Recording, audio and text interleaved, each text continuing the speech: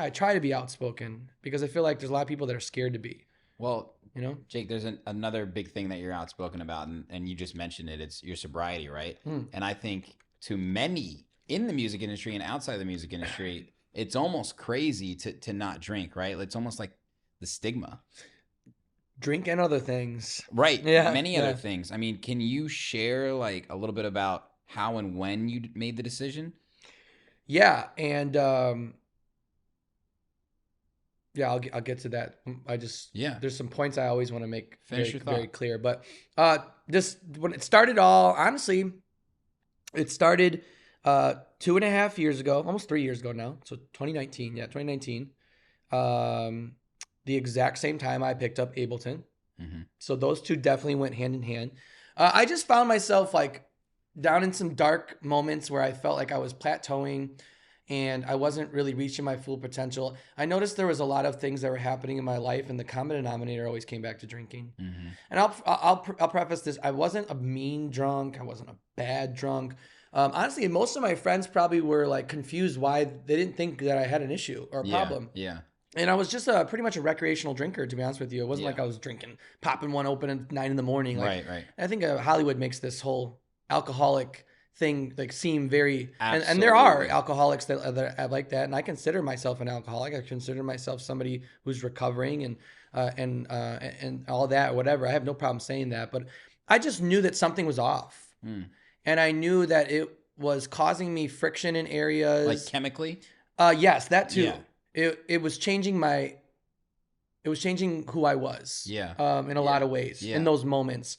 And who it really hurt with people that were closest to me, the people that I was dating at the time, the one person I was dating at the time, my parents. Those are the people who really suffered most from it. Mm-hmm. And it's really unfortunate that those were the people that did, because those are the people that I was responsible to, really. Yeah. And I think the people that was holding me accountable and I was accountable to, those were who was really hurting. My best friends, my homies, my boys.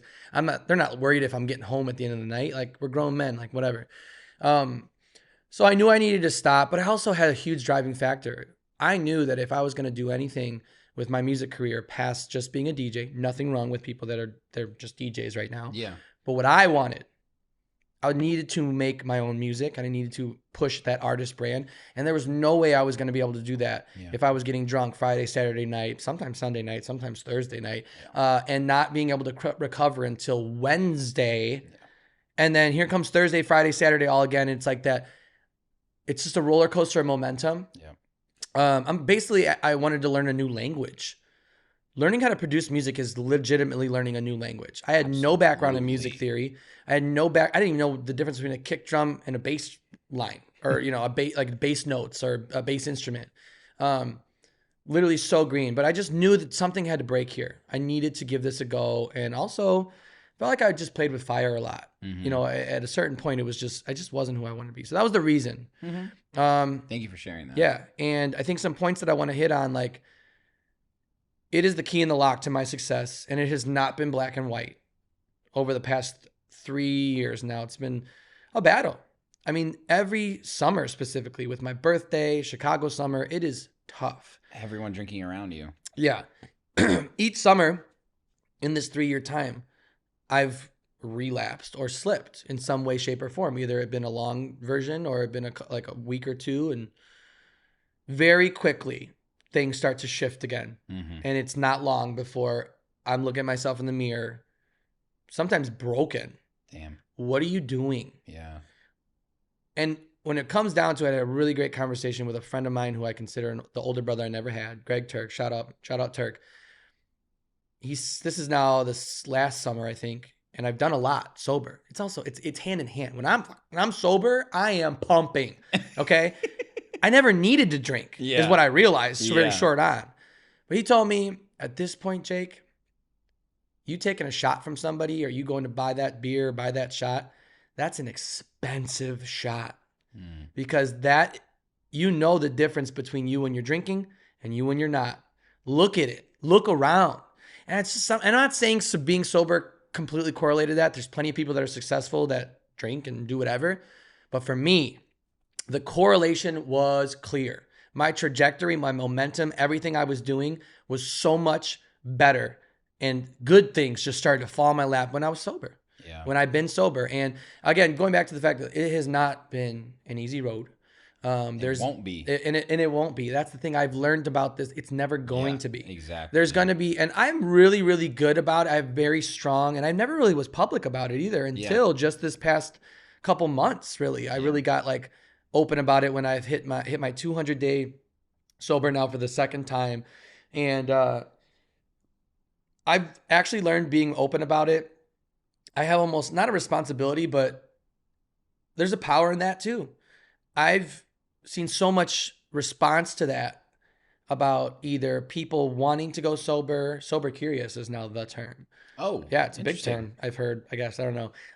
But that want to go sober, want to try being sober, Yeah. wish they could go sober or went sober.